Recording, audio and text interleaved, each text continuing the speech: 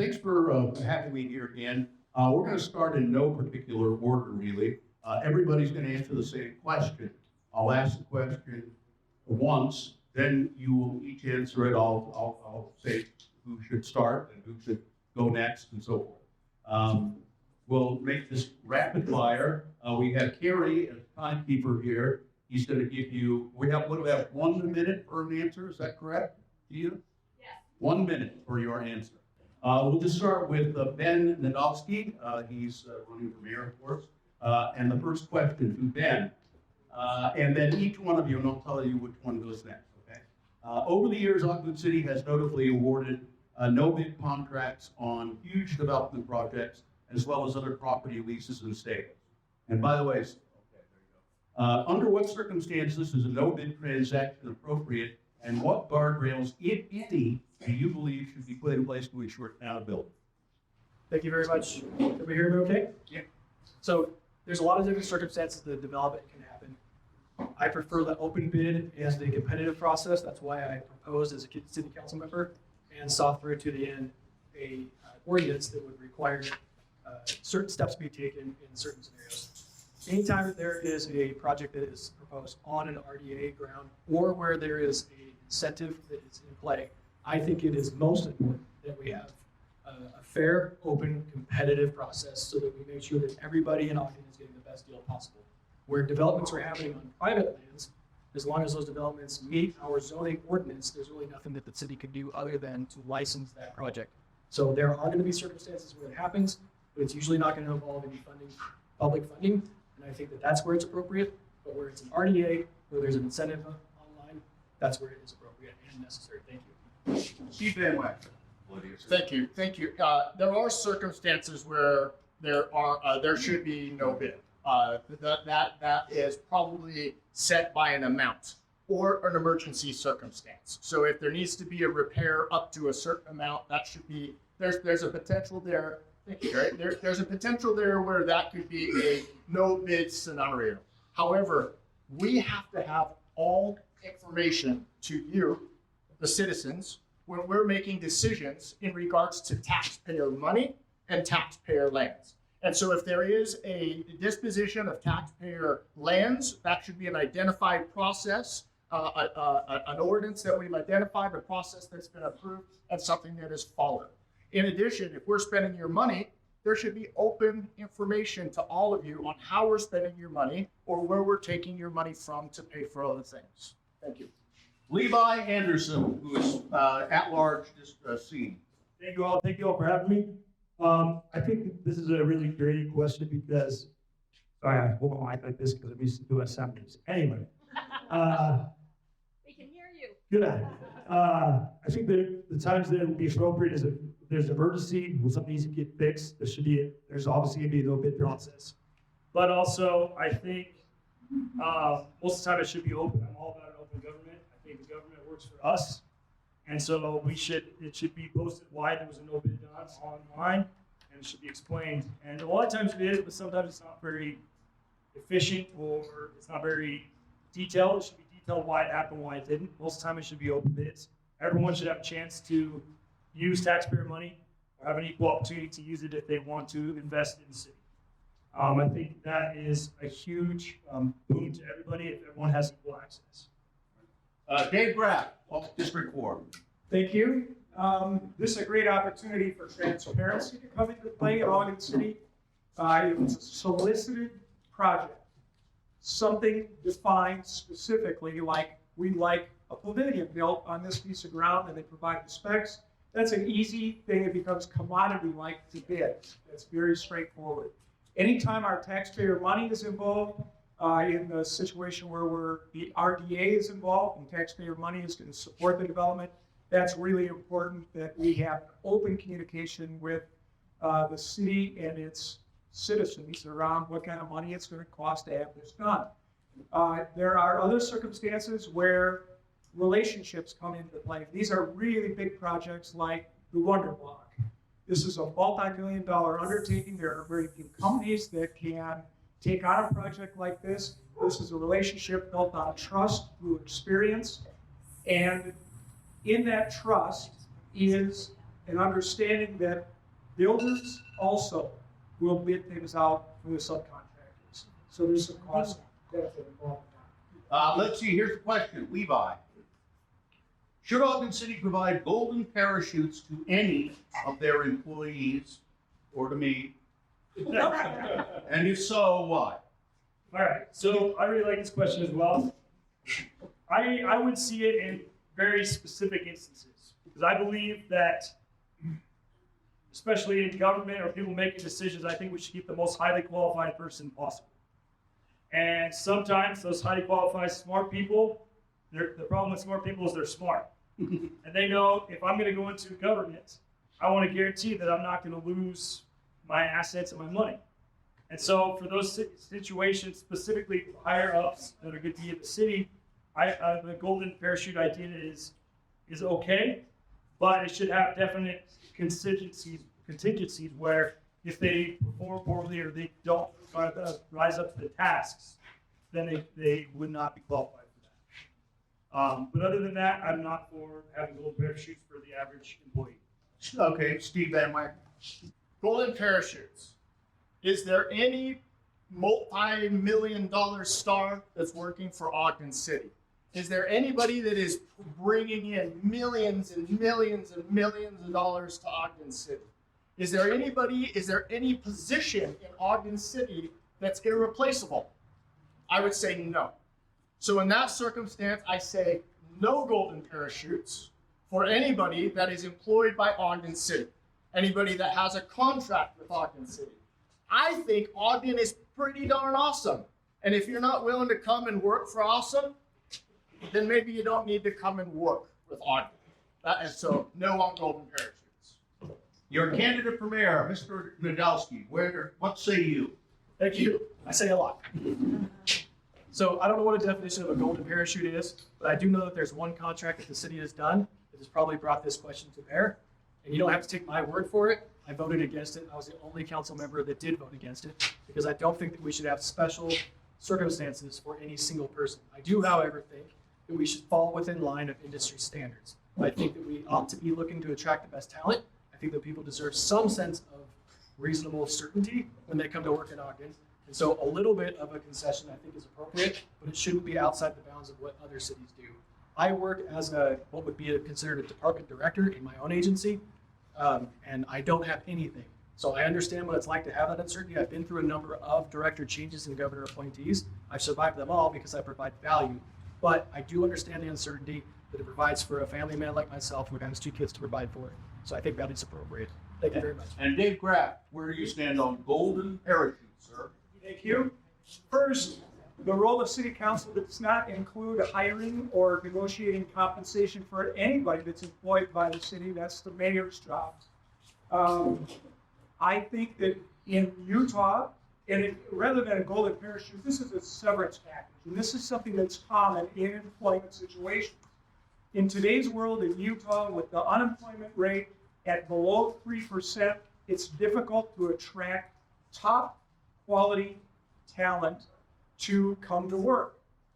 A severance package will provide some comfort for somebody that's going to stick their neck out and come to work in the municipal realm.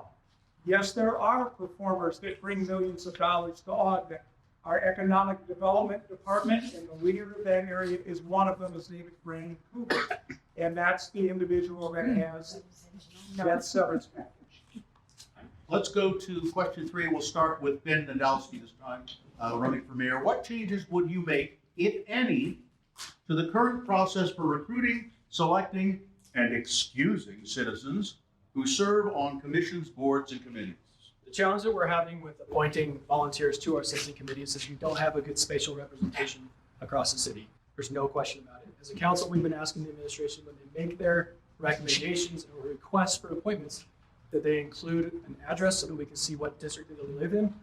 And according to them, they can't seem to find participants from all of the districts. We've held them up at times because we want that broader distribution, but we still haven't gotten it.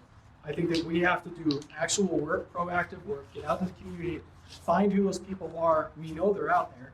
Don't just pick our friends where we know that they live and we know what they agree with and what they don't. We need to find people that bring a broad breadth worth of opinion. And I know it can be done because we've done it in my own work.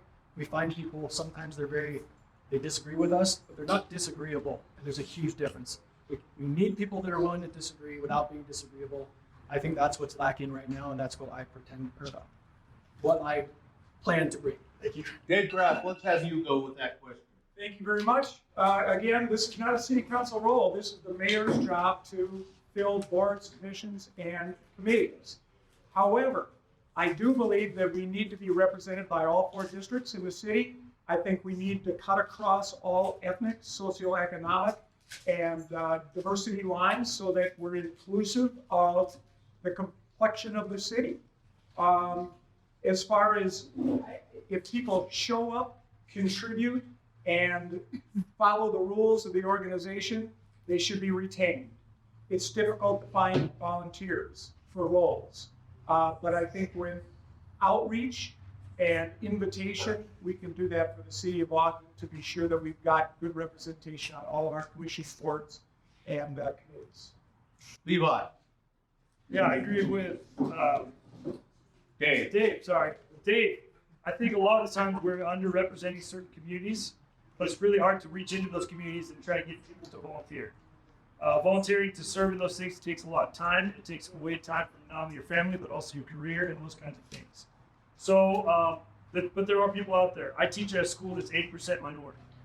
And when I see that, I don't see it necessarily represented in our government, in our city government. I think that needs to change. I think the best way to do that is a grassroots effort of going out and recruiting those people that are already standout leaders in those communities that will be able to step up and come and work for the city government and try to change and advocate for their groups. And Steve Van Wagoner. Thank you. First thing we need to do is we need to be more inclusive. I think there are multiple people under this pavilion tonight that have set out to be on either a commission or a board within Ogden City.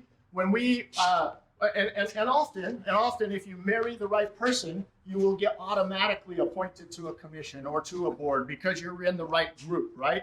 And so we need to be recruiting for expertise on our boards, not for relationships, not for the proverbial nepotism, right? We need to be doing what's best for Ogden. We need to be having challenging conversations through respect. We need to listen to each other. When we have committees, members that sit on boards and represent, and they have an adverse opinion, you don't kick them off. You bring them even in more because we need to have those discussions, the deliberation to get better. If we want to be better, we have to get there through honest conversation with each other that's led through listening and respect. Thank you.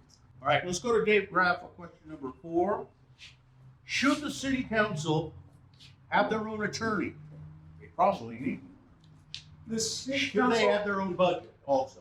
yeah, the city council currently has money budgeted to hire an outside mayor if need be. And there are You mean an outside attorney? outside mayor. Sorry, That's an outside attorney, I think it's an important option to have. I can't speak with great because I don't have the experience. I do have the experience of sitting on the planning commission, and we have a city lawyer that sits in on every one that guides us when we need to have guidance around the law in our decision making in our response to the community. Budgetary wise, yeah, I think we need help. The city's finance people are immersed in the city finances every single day.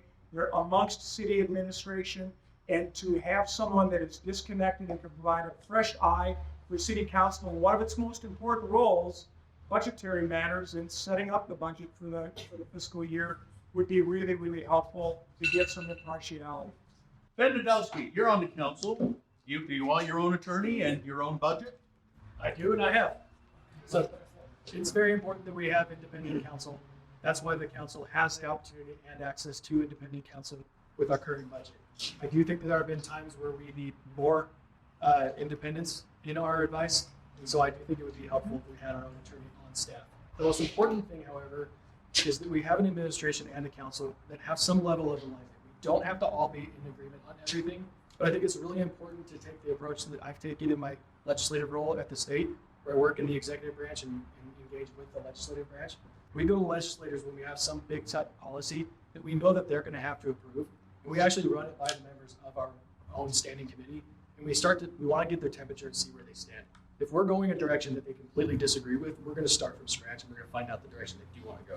And that keeps us from getting to a point where we have big collisions and disagreements in the chambers. And I think that's healthy because it's a good way for us to be checking in with each other, making sure that we're governing responsibly and with some level of alignment. Let's have Levi Andersen tackle that question. I definitely think that the money's already there, so we should use it. But I'm also a person that doesn't believe in wasting money. So right now, with the city attorneys, and they're using a double role, kind of helping out. I think if that's working, and keep going. But if not, if it's needed for independent counsel, I'm all down from that.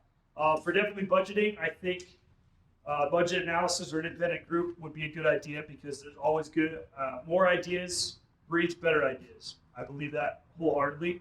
And so I think having that fresh eyes on all the numbers and doing that would be a great idea. I think that is 100%. An attorney, I think, also would be a benefit for allowing more ideas than have already been put out for the current attorneys. But I'm also against government waste a lot. So it's a catch-22. All right, Mr. Van Wagoner.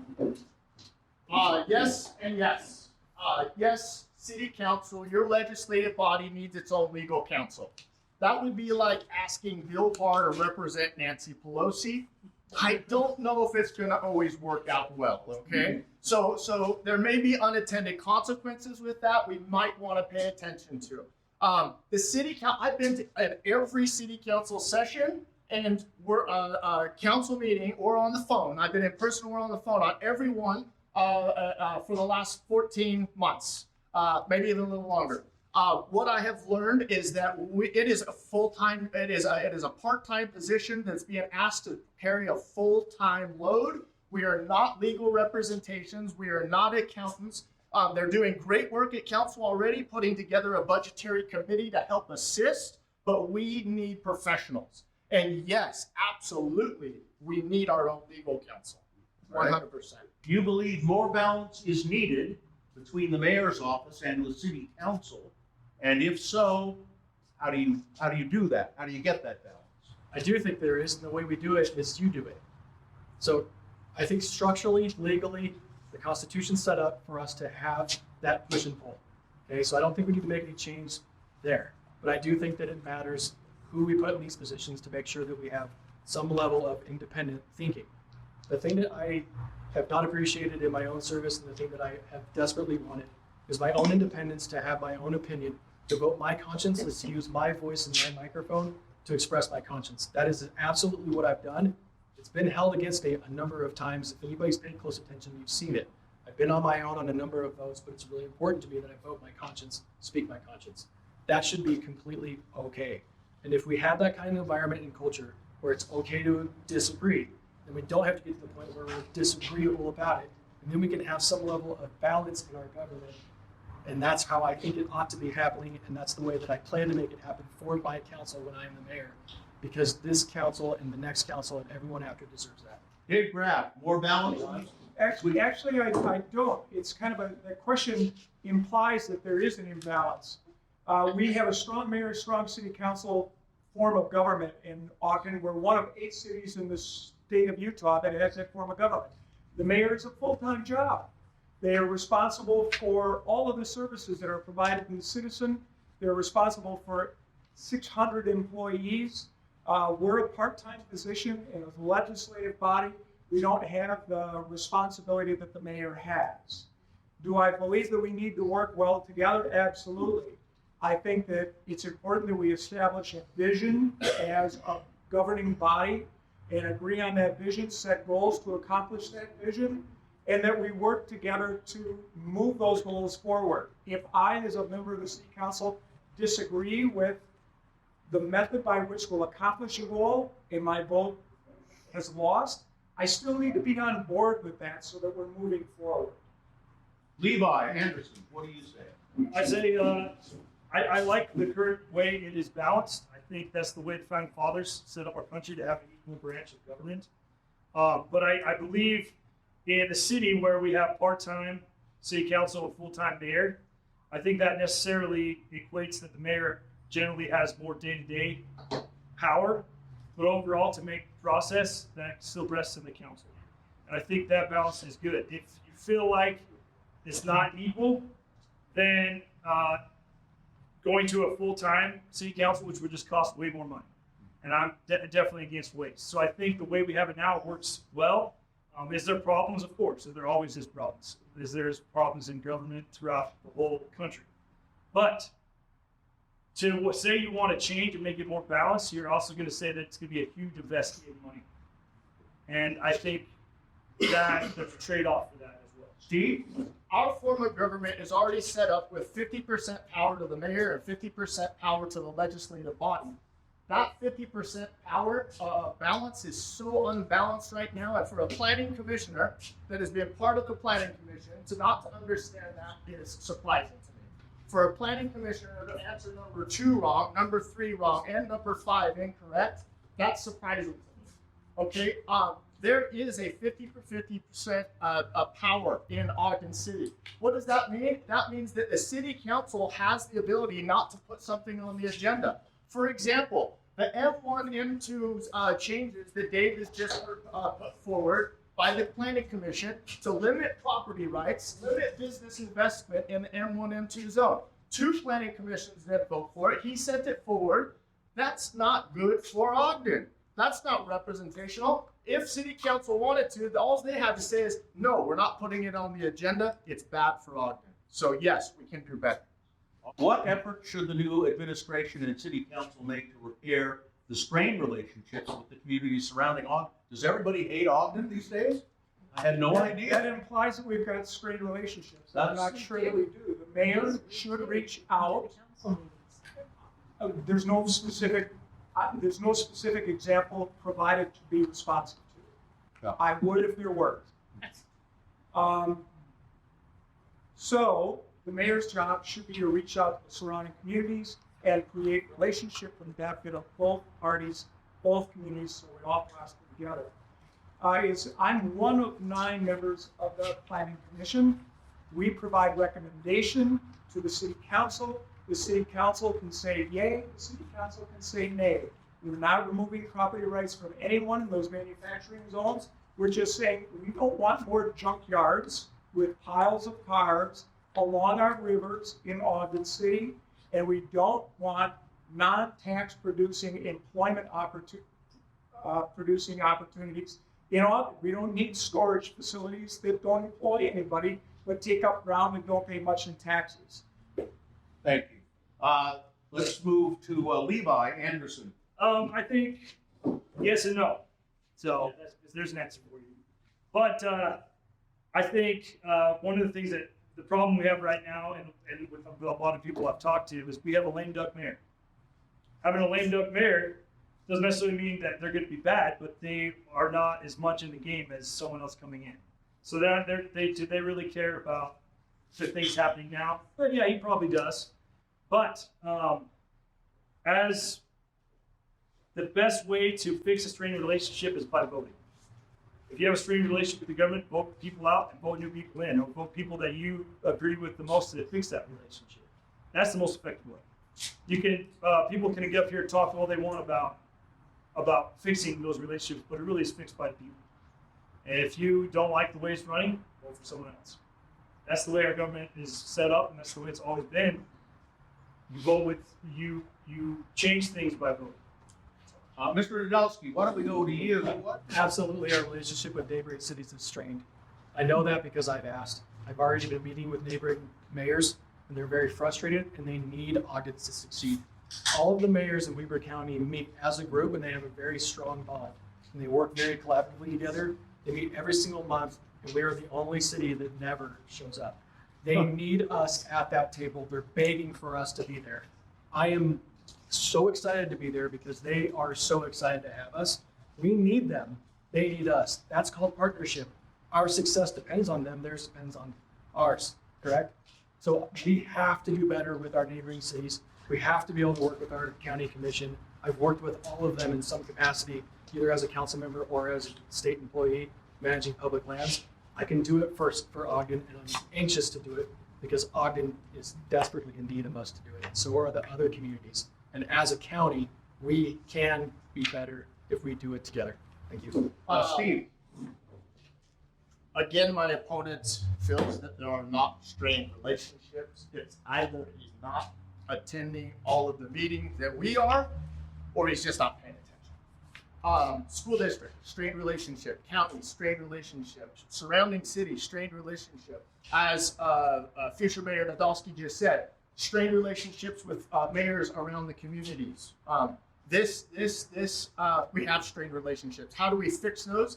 We fix those by hosting a series of meetings, reaching out, meeting them on their turf, meeting them on neutral ground, listening to them, respecting their opinion.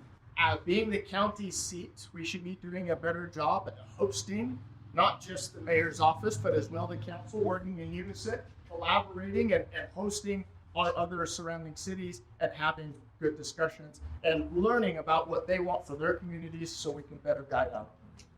Thank you. Compatible use seems to be lacking in Ogden as high-density housing and businesses are placed in the center of blocks, single-family residence, without regard to adequate parking or green space. Is that true? Does it need to be corrected, and should it be corrected? Without anything specific there's nothing referenced in all of this. It's suggested that this is going on. Nothing is taking place with development in Ogden that doesn't fit our ordinance and zoning. Nobody's building anything illegally in a place where it's not allowed. It's important going forward that we have the right people in place in city council because a new general plan is going to be written. And someone with experience and insight around what is in place in Ogden, what Ogden envisions for itself, and what the citizens want in the new general plan all come together collaboratively. I've got that experience, and it's an important step for Ogden. We didn't have a plan with zoning and ordinance in Ogden until the late 1950s. Not much has happened in Ogden over recent years. Now there's a lot going on because of the growth in Utah.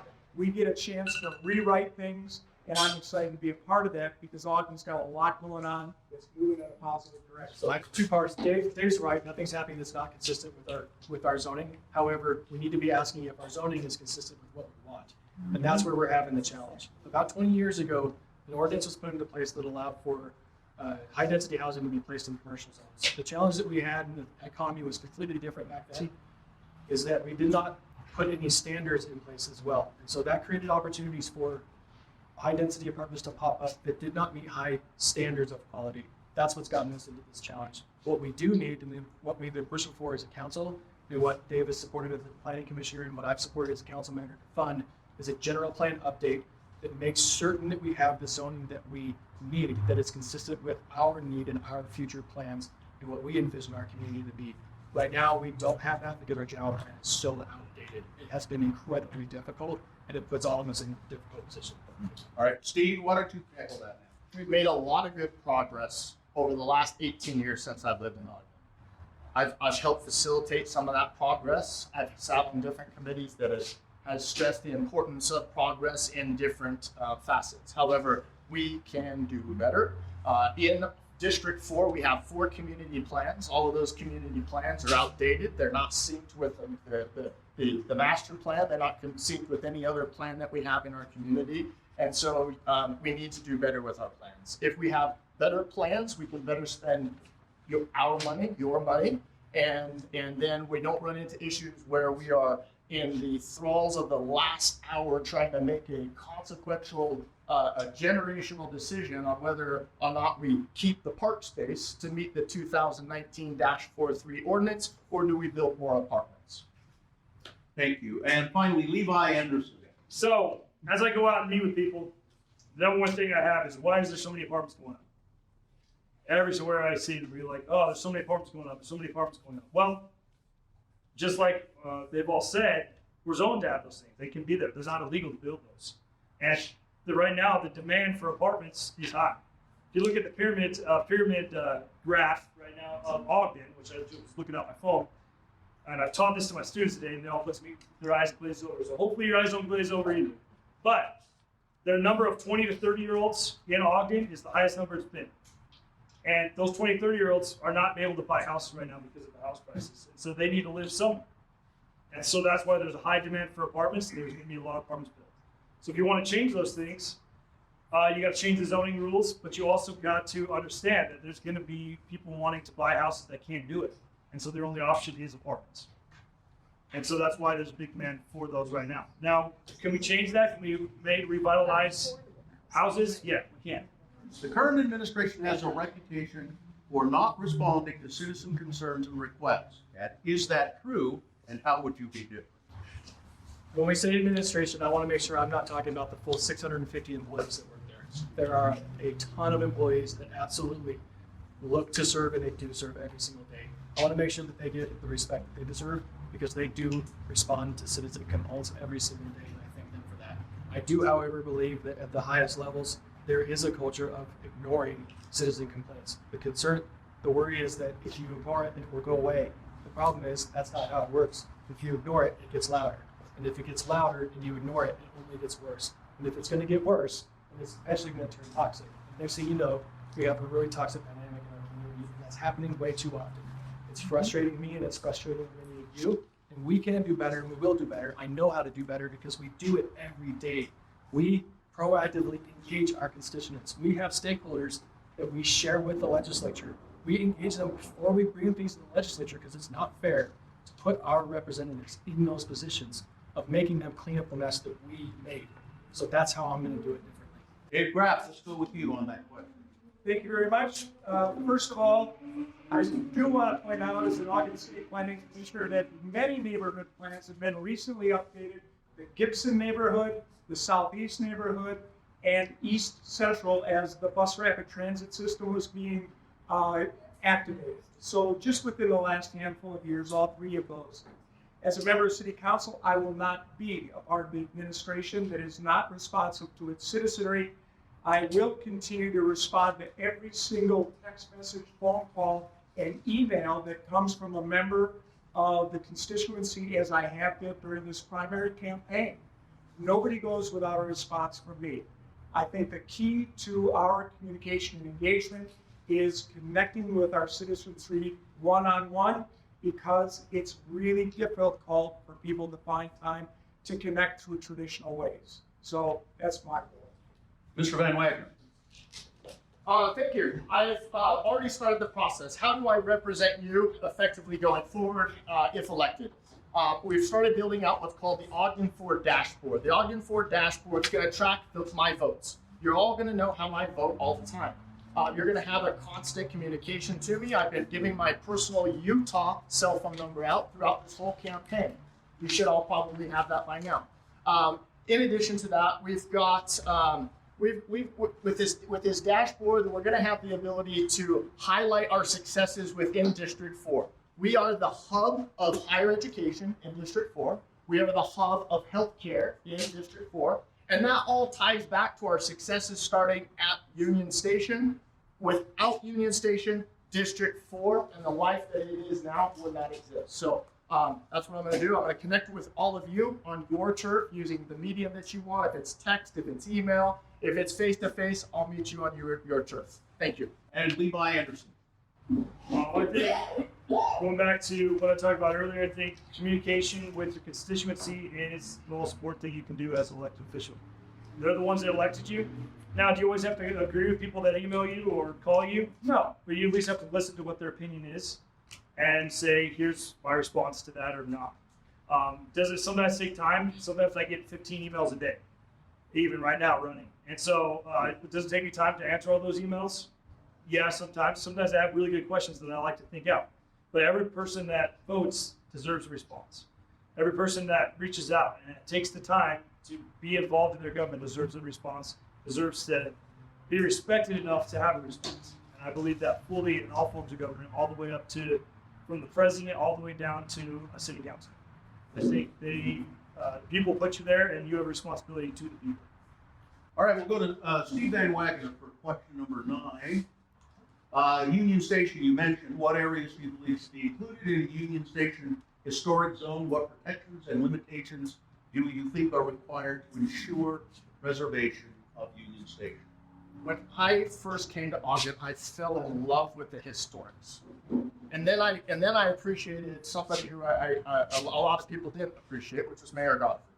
Okay, and I've seen the historic designation in our downtown broaden its scope. I don't know if the Crossroads of the West is still a functioning designation in our downtown.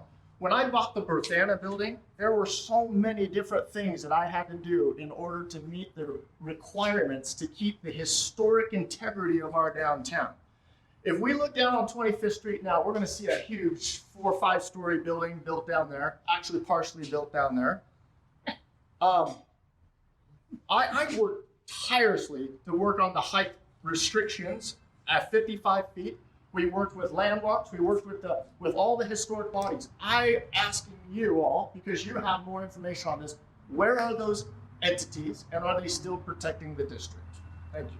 Thank you. Let's go to Dave Graf. Okay, we live in a modern era. There's no such thing as a long distance telephone call anymore. I've retained my 970 area code. I hope nobody's offended. I have left Colorado and moved to Ogden, but I've got friends and family scattered all around the country. The change in phone number disconnects me from those people that I got. Union Station is the centerpiece of downtown Ogden. It's the heart of our history. It's where 9 rails delivered passengers to Ogden City. It must be preserved. It must be revitalized. It must be invested in order for it to survive. We've all watched it kind of just suffer physically over the years, and it's time to revitalize that. I envision it tying straight into 25th Street, where Wall Avenue dies underground, and we've got connectivity. Furthermore, I see Union Station connecting West Ogden, which has been disconnected from Ogden and really deserves to be part of Ogden. Let's go with Levi Andersen on that. Yeah, I love this question because I teach history, I teach Utah history specifically, and I try to get all my students to go down to 25th Street and Union Station to see the amazing history that is there. From 1869, when the railroad was first completed, Ogden was put on the map. And if you look at by a modern map now, Ogden's not on a modern national map, but they used to be. It needs to be put back on there because of its historical significance. During World War II, every single person that was going from one coast to another to fight either on one of the fronts stopped in Ogden. And they stopped at the USO here. It should all be preserved. That whole street should be preserved, in my opinion, because of the historical value that it has. I believe that businesses should be allowed to still be there, but the historical value there is such a huge implication to future generations. It needs to be protected. Mr. Nadolski. So, if you guys are aware of the Saving Union Station Facebook group, I'm sure that you are. I just recently posted what my vision for Union Station was. We were asked, I think, 19 questions. It took me weeks to write because I had to do the homework and the research myself. I wrote it myself, and I wanted to make sure it reflected the things that I've been hearing throughout the process that we've been talking about Union Station. In my vision, and you can read all the details online, I was very specific that anything and everything that's done on the entire campus is to be differential and complementary to anything historical. I do believe that the H25 zone provides the certainty that's necessary for those structures and those assets and artifacts to be preserved in perpetuity by the public, period. No exceptions. But I do think that other zones can give us flexibility if we had trust between the administration, our stakeholders, our community, and our council. We could have that kind of flexibility. One day we will, because I'm going to make sure that we make it a priority. And then we can make sure that we protect all of our assets in history, and we have complementary uses that are adaptive to the history, deferential to it, and complementary to it. All right, we're going to move on to question 10. We'll start with Dave Graf. There's a 5-story apartment building on 144 25th Street. Everybody knows about that place. We know all the problems. What can be done about this before there are villagers with pitchforks and torches roasting marshmallows as that burns to the ground? So not everything is as it appears to be. So I'm proud of the city of Ogden with regard to the 144 25th Street. That is going to be a good-looking building. It fell within design code. It was approved by the Planning Commission after it was approved by Landmarks Commission, and it was approved by City Council. It's been held up because our building inspectors discovered something before the required inspection. It was before the four-way inspection that non-fireproof materials were discovered. There's a plan in the city office currently to enhance the fire suppression system and to sister or add fireproof materials to the existing lumber. It's in engineering review currently to be sure that the structure itself can hold the added weight of the additional fireproof lumber. So it's moving along. There's approval coming for that and a solution to be found. And we'll go, I think Steve Ben Wagoner might have something to say. Sure.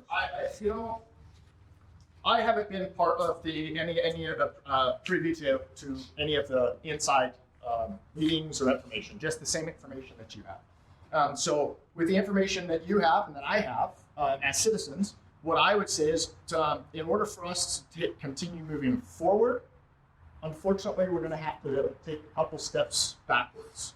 We need to open up this project. We need to look at a couple of the other projects that have also been built by this same developer. We need to make sure that those are on par with the safety parameters that we need to be in our community. Those codes are in place for a reason. It's not acceptable to change designation, lumbers, or anything else. And so, thankful our city inspectors did catch it, but I want to. It kind of opens up because this developer just got out of another close order.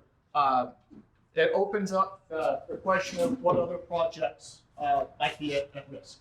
I can see you really want to talk about this, so. Mr. Nadolski.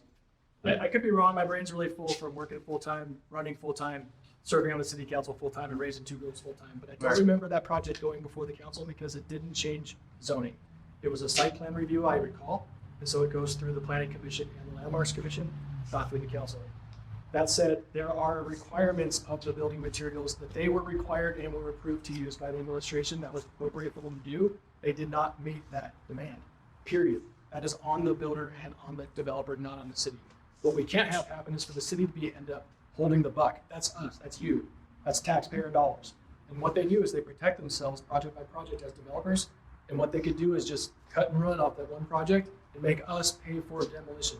That's what I think the administration is trying to avoid for you and for us. I appreciate that, and I think that we have a lot of agreement. I don't agree with everything the administration does, but I do agree that this was done wrong, has to be done right. If it's not going to be done right, they have to be held accountable, and they have to pay for it, not you and not us. Thanks. And finally, Levi Andersen. So I'm same as Mr. Van Wagner. I don't have the insight to this, but from what I can see from the outside, is that we definitely need to change our vetting.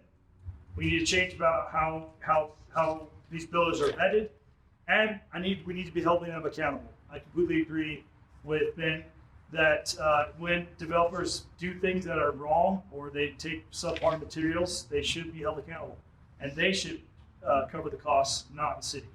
If it has to come down, that developers should be taken to court. That developers should be forced to pay for the cost of it to be done because they did the wrong thing. They shouldn't be allowed to get off on a technicality. What's the deal with the Jack in the Box? I don't live in Ogden, so is it a big problem? It has traffic pouring on Harrison Boulevard. It says here. Construction was approved. Only 11 parking spaces for employees. In-house. What are the problems? Okay, I have several points that I'm going to refer to my notes. This is not inside information. All it takes is somebody pick up a telephone call and call the individuals in the city that have knowledge that they can share with you. The restaurant was approved to load cars, not off of Harrison, but off of 4800 South.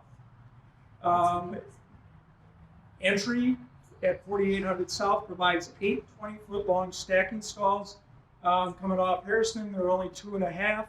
They were not allowed to come off Harrison. They did not get permission from UDOT to use that state road to load their their restaurant. Since UDOT has barricaded that entrance, so nobody can enter that way, the city has required that they take care of traffic control on 4800 South. They hired a private company to manage traffic like we see happen at Chick-fil-A. City traffic or city code services is checking on that 3 times a day at this point in time. Storage containers were there illegally. They've been removed at the direction of code services. So the city has responded to this. They planned it right. People played outside the rules, and it's being corrected. Why are people piling into it? I think the answer to your question is it's new. Yeah. That's the answer. Like, I love Jack in the Box. I'm just saying. I've been every time I go to Idaho, I go to Jack in the Box because I love the food. All my students right now are super excited. There's a Jack in the Box. They all want Jack in the Box food. But I think in 4 or 5 months, it's going to kind of peter out, and it won't be such big issues as now. I think the big issue now is it's new. And so everybody wants to go there because they haven't really had one in Utah for a while. Well, they have, but not very many. And so I think that issue will start to go away. And I still think that planning is a huge part of any kind of project that's taken on by the city. And I think taking in all the information that you need, taking it before you plan, just makes the outcome so much better. Do you have any insight on all of this, Mr. Nadolski? I don't know what's up with Jack in the Box because their tacos aren't good. But you get 3 of them, right? Isn't that what it is? Two for Wagoner. If you want good tacos, go to Jalisco, go to Baiso, or go to Chilas. No. Okay. But the fact is, what Dave Graf mentioned is all of the details. They were approved to do certain things. They didn't do that. That is causing a lot of problems for our people. And if they had followed the rules, I'm not a big fan of government largesse and for a bunch of government control and a bunch of rules that aren't necessary. But we do have to have some rules, and if we're going to have rules, they have to be followed. That's just not happening in every instance at this particular location. It's compounded the problem because of this popularity issue. But I can't quite understand because we have incredible tacos around town.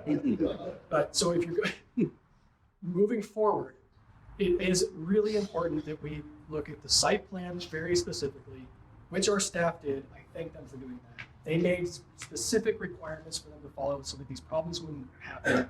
I appreciate that they did that. We need our business partners to follow those rules. When they're not, we need our staff to go out and enforce it, and they are, and I appreciate them for doing that. And finally, Mr. Van Wagoner, how do you feel about Jack in the Box? I used to live in California, and I'm not a Jack in the Box fan. I ate a lot of Jack in the Box because it was so cheap back in the day. That's all I could afford. Listen. This is probably a circumstance of if we had a mayor that was engaged, this may have been avoided. Their conversations may have had. If there was engagement between partners, the State Road Commission and Ogden City, there may have been some collaboration there. I don't know. I have nothing to add to this, you guys. I would like to thank Gina for putting this together. I'd like to thank, putting this event like this together is hard to do. And we have there's many things going on tonight, but it was important for me to be here to honor our citizenry and putting this together. So thank you to all of you for being here tonight and throwing these hard questions at us. And thank you to you, good man. Sure. Hey, listen, thanks for having me. That's all the questions. I know there are other events going on. I think it's pretty decent of you guys. That's not a good word to use, but that you 4 of you showed up to do this speaks highly of each one of you. Thanks for doing it. And thanks for having me. And good luck to all of you. Thank you.